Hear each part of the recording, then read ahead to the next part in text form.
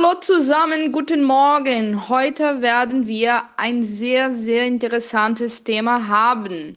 Hoje a gente vai falar de um tema muito, muito interessante e muito importante.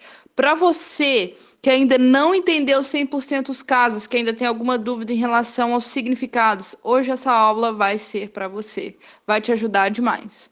Nós vamos falar de 3 palavras que mudam sua forma quando elas mudam a função na frase. E a questão é a seguinte: isso vai ser uma base perfeita para você entender finalmente nominativo, acusativo e dativo.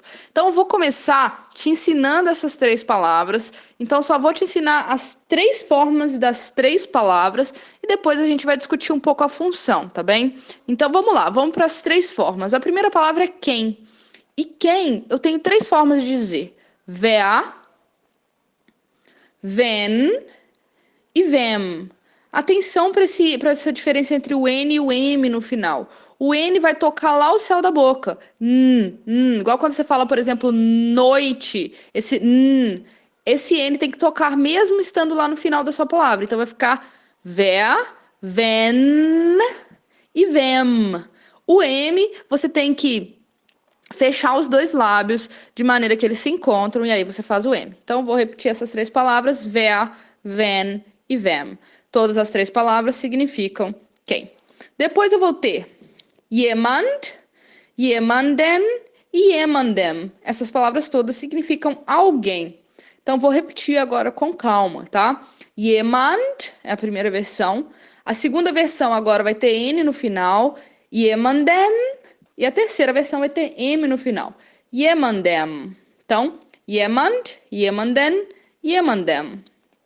E a última dessas 3 palavras é ninguém, que também vai sofrer exatamente as mesmas alterações do alguém. Então, a primeira é niemand. Atenção para esse IE na primeira sílaba que a gente lê como um I longo. Niemand. Depois eu tenho niemanden e niemandem. Então, de novo, o N no final ou M. Bom, então essas são 3 palavras e todas elas significam quem, alguém ou ninguém. E aí a pergunta é sempre aquela, né? Qual que é a diferença, então, do uso? Como é que eu vou saber como é que eu uso? Bom, gente, essa diferença tem a ver com os casos. Por isso, você, novamente, que não entende os casos, é agora. Vamos lá. A primeira versão dessas 3 palavras, ou seja, wer, jemand e niemand, tem a ver com o sujeito da frase.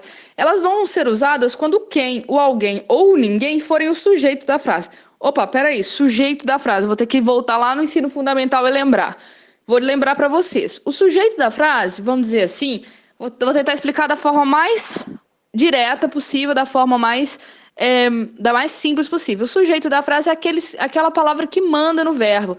Eu conjugo o meu verbo de acordo com o meu sujeito, né? Então o verbo varia de acordo com o meu sujeito. Vou dar alguns exemplos randômicos aqui. Por exemplo, se eu digo: as panelas estão cheias. Quem que tá mandando em estão? As panelas estão. Então as panelas é o sujeito. Quando eu falo a panela está cheia, a panela já é o sujeito, e percebe que meu verbo mudou de estão para está, né? Então, os meninos correm muito, os meninos é o sujeito. As meninas e os meninos cantam durante toda a noite. Qual que é o sujeito? As meninas e os meninos. E assim sucessivamente. Então, o sujeito é aquela palavrinha que manda no verbo.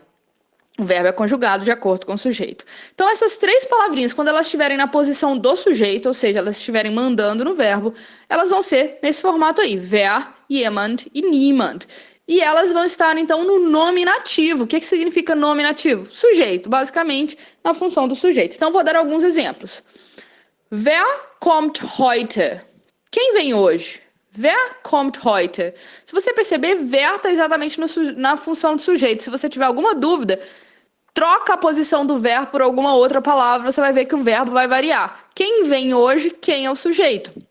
Se eu falasse as meninas vêm hoje, então as meninas vêm, as meninas é o sujeito. Percebe que quem e as meninas estão na mesma função, estão mandando no verbo. Inclusive o verbo mudou de singular para o plural. Quem, o verbo estava no singular, quando eu estava com as meninas, o verbo está no plural, demonstrando aí que wer é o sujeito. Então, wer kommt heute? Quem vem hoje? Aí a resposta vai ser niemand kommt, ninguém vem. Então, ninguém novamente sendo o sujeito, ninguém vem. De novo, teve alguma dúvida? Transforma. O rapaz vem hoje. O entregador vem hoje. Então, niemand está aí na função do sujeito. Aí a resposta é: Jemand kommt doch heute. Alguém vem hoje sim. Jemand kommt doch heute. Novamente, jemand na função do sujeito. Jemand kommt doch heute. Alguém vem hoje sim. Wie heißt er? Como ele chama. Então, wer, niemand e jemand na função de sujeito. Bom, o que vai acontecer agora? Se eu tiver essas mesmas palavrinhas da função de objeto direto, elas vão ter, então, o formato de wenn, jemanden e niemanden. Todos com o N no final. Wenn, jemanden e niemanden. Todos com o N no final. Se você, por algum acaso, já estudou os artigos no acusativo, é o mesmo finalzinho do artigo masculino, que de der virou den, tá bem? Se você ainda não sabe isso, não se preocupe, você vai entender isso para além dessa explicação. Então, quando essas três palavrinhas estiverem com N no final, elas são acusativas, elas são objeto direto. Então, falou acusativo, parece um bicho de 7 cabeças, mas vamos pensar em objeto direto. O que é objeto direto? Objeto direto é o complemento do verbo sem preposição. Vou dar alguns exemplos. Por exemplo, quando eu falo, eu bebo muita água, eu é o sujeito. Então, seria o acusativo, é o outro caso. Agora, muita água é o complemento do verbo. Então, aquilo é o objeto direto, aquilo é o acusativo. Eu uso o computador todos os dias. Eu é o sujeito, ok? Mas o computador é o objeto direto. Eu uso o quê? O computador. Eu cozinho o quê? O risoto. Então, eu cozinho o risoto amanhã. Então, o complemento do verbo sem preposição, aquele é o objeto direto. E o acusativo nada mais é do que isso. E quando é que o quem, o alguém ou ninguém podem vir como objetos diretos? Vou dar alguns exemplos. Por exemplo, Wen siehst du jeden Samstag? Quem você vê todo sábado? Quem você vê todo sábado? Esse quem está no objeto direto, Lud, eu não consigo ver isso. Bom, fácil. Realmente, vamos substituir. Você vê a Carla todo sábado. Então, a Carla não é o seu objeto direto. Eu vejo quem ou o quê? A Carla. Então, esse quem tá aí também fazendo o papel de objeto direto, né? Então, esse quem é o objeto direto. Claro, na frase quem você vê todo sábado, o sujeito é você, né? E você vê o quê? O quem, né? Você vê a Carla, o rapaz.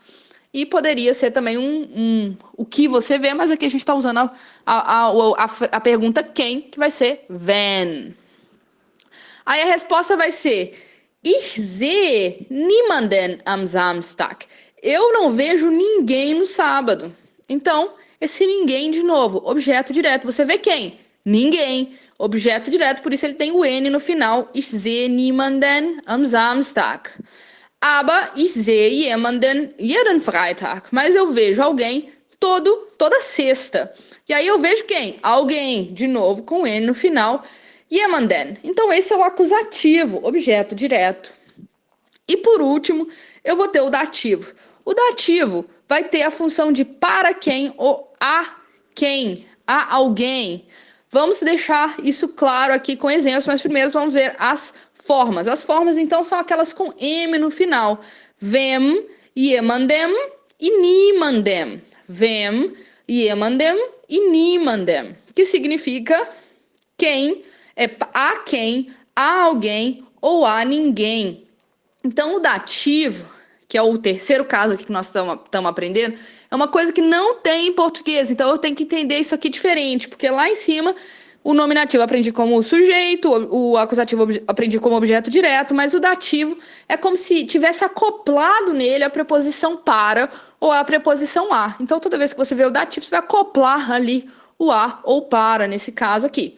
Então, wem, que significa a quem, jemandem significa a alguém, niemandem significa a ninguém, para ninguém. Então, quando é que eu uso isso? Por exemplo, com os verbos dar, eu dou um presente para Carla. Com o verbo escrever, eu escrevo para o meu amigo. Então, quando a gente tem esses verbos de transferência, quando alguma coisa está saindo de mim ou do sujeito, de quem quer que seja, está indo para alguém. Então, transferindo algo para outra pessoa. Esse aí vai ser quando a gente vai usar o dativo. Com exemplo, fica tudo mais fácil, então vamos lá, vou dar esses exemplos. Wem gibst du dieses Geschenk? Então, para quem você dá este presente? Wem gibst du dieses Geschenk? Para quem você dá esse presente? E a resposta é: Ich gebe es niemandem. Eu não dou isso ou ele para ninguém, tá vendo? Então eu vi esse eu tô acrescentando esse para. Eu não dou ele para ninguém. E aí a resposta é: Du gibst es doch jemandem, sag mir. Você dá ele sim para alguém, me diga, né? Então, Du gibst es doch jemandem. Então você dá ele sim para alguém. Então tem esse emissão no final, essa ideia de para alguém, para quem. Esse aí é o dativo.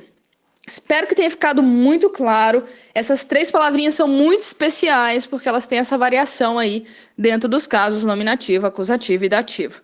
Se restou alguma dúvida, não se esqueça que meu Instagram está aberto para questões. Euch ein schönes Wochenende. Um ótimo fim de semana. Tschüss!